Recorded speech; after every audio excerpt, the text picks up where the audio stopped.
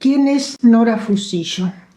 Bueno, yo digo, me sale decir, no sé si soy la más indicada, ¿viste?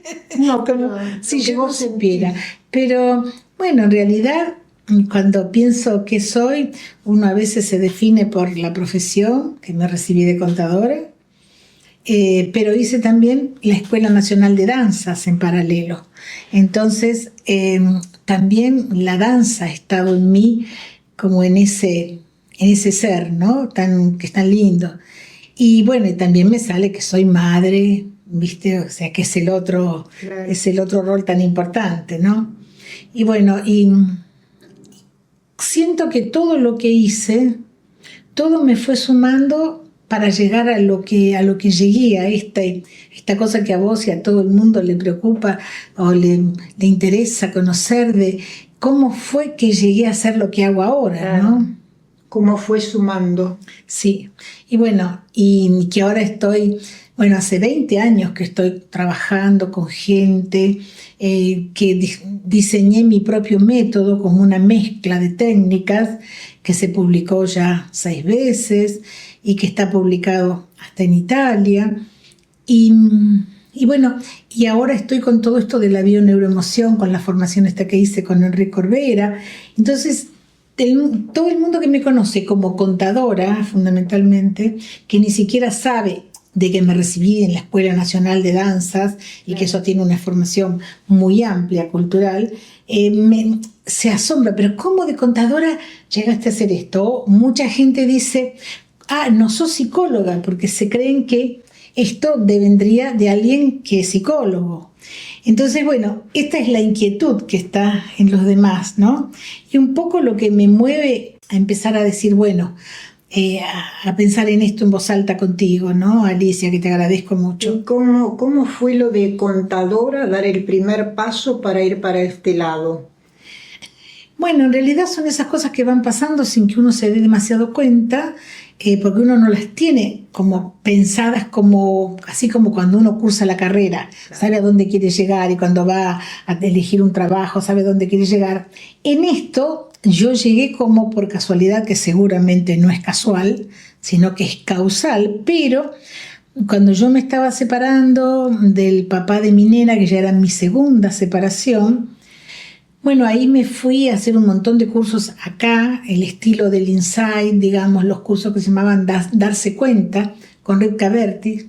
Por supuesto, yo venía de muchos años de hacer psicoanálisis, primero con un cirujano, un médico cirujano fantástico, Fernando Jorge, el doctor Fernando Jorge, y cuando se retiró empezó a hacer la terapia existencial de Karen Horney, que había estudiado en Estados Unidos. Después tuve 10 años con un lacaniano muy famoso, con Jorge Chamorro, y bueno, y eso todo te va formando, ¿no? Pero cuando llegué a la separación, la segunda vez, es como que ya todo eso no me era suficiente, y empecé a hacer otras búsquedas. A investigar otras cosas.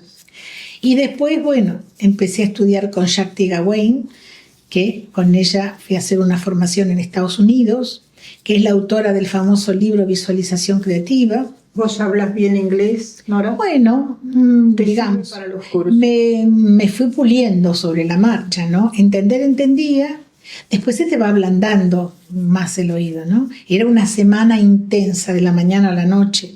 El curso con Shakti fue en Hawái. Después ella me presentó a los maestros de ella ya para hacer el nivel siguiente, del diálogo de voz interior, que es una técnica maravillosa. Entonces fui en total ya a esta altura como 4 veces con ellos a cursar una semana intensa con ellos. Y después cuando venía Chopra al país, el doctor Lair Ribeiro, el compañero de vida de Anthony de Melo de carrera en Sadhana, su compañero de carrera, que era el reverendo padre Richard Mahugh. Y yo leía, o sea... Te ibas nutriendo continuamente. Sí, pero además casi te diría vorazmente, ¿no? Porque era como que empecé a descubrir, y bueno, además de leer El arte de amar de Erich Fromm otra vez, por tercera vez, estudiaba todo el tiempo que podía. Bueno, ahí fue cuando dejé ya de mirar televisión. O sea, si bien sigo saliendo con mis amigas y todo, ir al cine, qué sé yo, pero la televisión, por ejemplo, la corté para poder tener espacio para estudiar. Entonces, Luisa Hay, Virginia Satir, la programación neurolingüística. Cada vez que venía alguien tipo, llegó John Grinder, que es uno de los fundadores de la PNL. Bueno, tomé cursos con él, tomé cantidad de seminarios. Tengo horas y horas de tomar capacitaciones en grupo que no te puedo contar. Y sigo, porque ahora cuando empecé la bioneuroemoción, también, ya voy por el 6º módulo más o menos, y otras clases que yo presencio del grupales y cantidad de horas. Y bueno, y sin querer queriendo, al poco tiempo de haber empezado con los Stone, fue saliendo esto de que me puse a enseñar primero informalmente, porque yo seguía con lo que estaba haciendo, que era tecnología informática. Porque eso sí, aclaración mediante... Perdón, ¿lo hiciste porque te pidieron o a vos te salió el transmitir lo que vos sabías? No, mis amigas, gente así que me conocía, empezó a decir, ay, che, ¿por qué no nos contás un poco? Entonces empecé como informalmente, con grupitos en mi casa, en Gillette, que ahí viene otro punto, que también es una pata muy importante en mi formación. ¿La empresa? Claro, yo trabajé en tecnología informática. Me formé con el Banco Ciudad al principio, con Bungibor, porque no trabajé de contadora. Me recibí y ya empezaba todo lo del procesamiento de datos, y como a las mujeres nos costaba insertarnos. Sí, bastante. En esa época, en los años 69, 68, por ahí, auditora, que era lo que yo quería, no se conseguía que te tomaran. Impuestos a mí no me gustaba, sociedades no me gustaba. Si bien en la facultad fui brillante y me saqué notas muy buenas, no me gustaba para trabajar. Y justo aparece esto de lo que es hoy tecnología informática, que en aquel momento era procesamiento de datos. Y bueno, y fui trabajando en esto que tiene mucho que ver también con esto que estoy haciendo ahora. Porque en el fondo uno trabaja con los programas y con las creencias que cada uno tiene, que están programadas, ¿no? Y bueno, y en Gillette, justamente, que yo era la directora del proyecto desde como consultora externa, en Gillette fue cuando me pidieron que ellos registraban muchos cambios en mí. Cuando volví, sobre todo, de hacer la formación con los Stones. En ese año 94 hice las dos, la de Shakti y la de los Stones.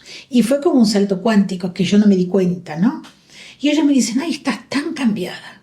Te reconocemos, pero es como si hubiera otra, ¿no?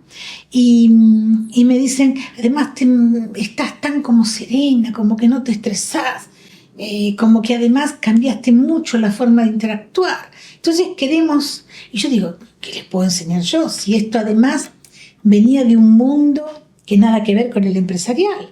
Eran donde íbamos todos personas sueltas de distintas partes del mundo a esas formaciones, pero, ¿viste? No, yo decía, ¿pero cómo lo traslado? Bueno, vos te las vas a ingeniar, seguramente vas a encontrar la forma. Y así fue como, por darles el curso en Gillette a todo el área de sistemas, que encima era gente que me conocía a mí en otra forma, claro. Que me conocía trabajando la metodología, los proyectos, otra cosa, ¿no? Y yo dije, bueno, probemos. Dice, mira, te vamos a pagar y te vamos a poner la persona que en ese tiempo no estaba el PowerPoint, te va a hacer las transparencias y qué sé yo. Y les encantó. Y eso que todos me conocían desde otra faceta y terminaban emocionados, como impactados. Fíjate que ellos no sabían lo que iban a aprender. No. Ellos a través de tu cambio quisieron... En realidad los participantes, salvo el jefe, que era el que tomó la decisión, menor idea tenían de por qué hacíamos esto. Y era como que él intuyó, o sea. Y después el gerente también me dice, ¿por qué no empezás a escribir el libro?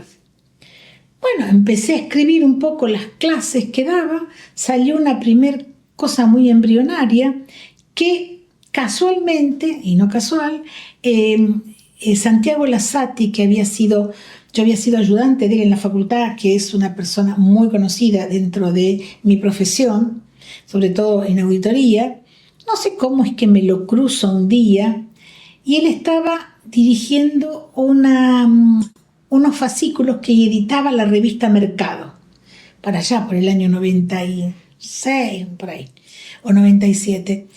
No, al 96 debe haber sido. Y entonces le digo, es que yo tengo unos escritos que es todo un enfoque diferente, que es para la persona, para cómo tener más calidad de vida en el trabajo, cómo llegar a las posiciones que quieren con menor esfuerzo. Más, ¿no? Claro, cómo llegar a su posibilidad, cómo poder expandir su potencial, ¿no? Y concretarlo más. Porque la gente da más que lo que muestra, y eso yo ya lo sabía de haber trabajado en las implementaciones de grandes sistemas como para Gillette, que la gente se estresaba mucho, hacía psoriasis, otros tipos de síntomas, y yo los tenía que, intuitivamente yo, eso de alguna manera armonizaba, decía, equivóquense, no hay ningún problema con que se equivoquen, el sistema tiene que aguantar, y si no aguanta hay que corregirlo y punto.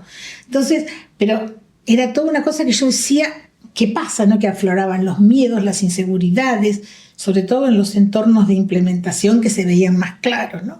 Cuando implementábamos. Y él dice, yo justo me tengo que ir de viaje a Nueva York y dámelo que lo leo en el avión.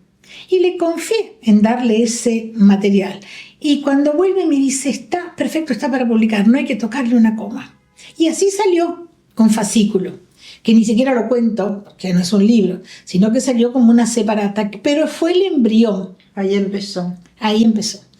Y ahí, bueno, se me da por decir, bueno, ya que había hecho el curso en Gillette, empiezo a organizarme un poco como para ofrecer mi curso, que ya el de Gillette no sé ni cómo se tituló, y empiezo a ofrecer comunicación eficaz, digamos, expansión del potencial, que es la línea básica, y voy un día al Consejo de Ciencias Económicas, porque a esa altura yo había cumplido los 25 años con la profesión. Y me invitan a una ceremonia muy linda que hacen. Yo la verdad que no había ni transitado por el consejo, porque el contador mío, de mi empresa, que yo tengo una empresa con mucha gente a esa altura, era el que iba a pagar la matrícula, etc. Como yo no estaba en la profesión tradicional, ni lo transitaba. Bueno, cuando voy a recibir la medalla me doy cuenta que tiene toda una escuela de capacitación, todo muy importante, y yo en el fondo trabajaba con muchos colegas desde otro lugar. Entonces, un día me presento al gerente de la escuela y le digo, mira, yo doy estos cursos, ya lo di en Gillette, qué sé yo, qué sé cuánto, y me dice, no, pero acá nosotros hacemos las cosas típicas de la profesión. Claro, esta parte, esa no sé si esto se superpone con cuestiones de los psicólogos, de las incumbencias. Claro, desconocido. Claro, y entonces, bueno, yo le dejé la propuesta y quedó ahí. Y a los pocos meses me llaman y me dicen, mira, se nos ocurrió que vos nos podías dar una mano porque el Consejo va a llevar adelante un programa para los colegas con problemas de trabajo, que no logran insertarse o que están siempre medio subocupados o no logran cobrar si es que van al cliente, o también las mujeres que dejaron por el tema de los hijos, o los que son gerentes que han tenido una carrera muy exitosa y llega un punto que se tienen que retirar o la empresa se fusiona y pasan esas cosas. Entonces dice, es la gente que está con problemas de reinserción laboral. Y dice, se nos ocurrió que, porque yo era conocida, como era una marca en el mercado, o sea, yo competía en la parte de tecnología informática con los estudios importantes, con los Big Five, como le llaman, ¿no? Entonces digo, bueno, está bien, pero digo, yo trabajé siempre con gente que está en empresas, no trabajé nunca con gente que está con problemas, digo, bueno, dicen, mira, como no les vamos a cobrar, hasta les vamos a algunos a subsidiar el traslado y van a tener un break y todo. Qué bueno. Viste, dice, no hay problema, porque lo intentamos. Resulta, no resulta. No hay plata en juego tampoco. Ellos van a poner el tiempo, pero hay gente que está justamente necesitando. Con una necesidad tremenda. Claro. Y entonces me dicen, vamos a empezar en verano, porque como no se pueden ir de vacaciones, la sensibilidad social del Consejo de Ciencias Económicas de la capital es muy grande. Siempre fue muy grande. Qué bueno. Siempre fue muy grande. Siempre estuvieron muy sensibles a los problemas. Y esto era, te digo, el año 97, mucho antes del default. Ellos ya veían que las cosas se complicaban. Que las cosas se complicaban y que además porque lo estaban viviendo. Y entonces, bueno, me dice, vamos a empezar en enero. Fue un enero del 97. y de 1 a 5 de la tarde, porque es el horario que la escuela no trabaja fuerte, son los horarios que quedan huecos. La gente o va a cursar a la mañana temprano o va después de las 6 de la tarde, que es el momento que están todos y que está full. Dice, vamos a usar esos horarios que tenemos muertos. Bueno, así que arranqué un enero del 97 con colegas con problemas de trabajo. Me acuerdo que el día antes de ir a dar la primer clase me agarró un ataque como de pánico, porque dije, ay, ¿en qué me estoy metiendo? Porque yo todavía era nueva, estaba como muy cruda. Entonces llamé a un amigo que me conocía mucho desde chica y le digo, ay, mira, les dije que sí, que iba a hacer esto. Faltaban 2 horas más o menos para empezar la clase. Digo, estoy en pánico. Él me había escuchado ya en unas conferencias que había dado yo en la asociación de marketing o en la asociación de empresarios. Me habían escuchado ya. Dicen, mira, vos hacé lo mejor que puedas y punto. ¿Viste? Anda tranquila que algo va a resultar. Y bueno, y así hice, ¿viste? Me largué, me tiré la pileta.